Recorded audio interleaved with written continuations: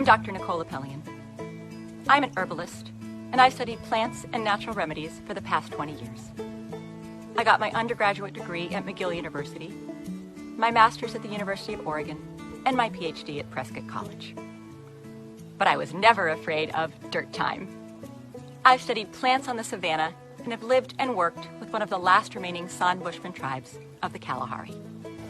In 2015, I was among the first women to be selected for the History Channel's TV show, Alone.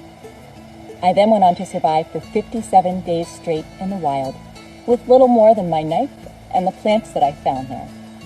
But what I'm probably known best for is making powerful remedies.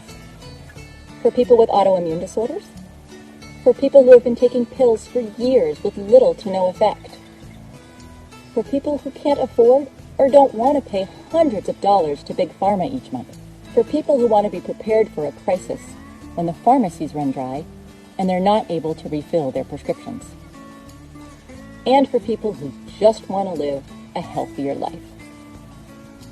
I've helped thousands of people treat themselves naturally after following my advice and taking my remedies. In most cases, that advice can be boiled down to just 3 teachings. In the first lesson, you'll discover the one important thing that almost killed me.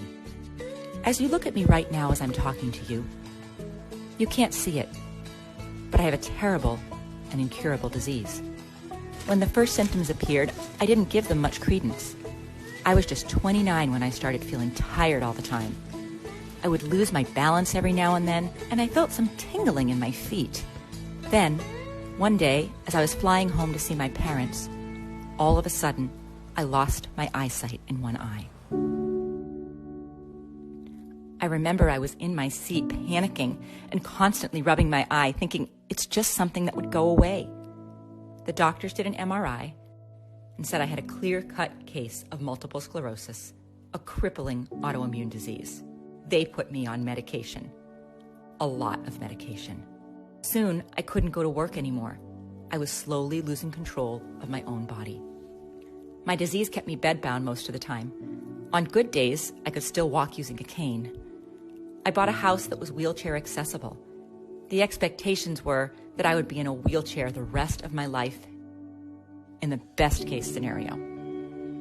I was continuously in pain. It was agonizing. It often felt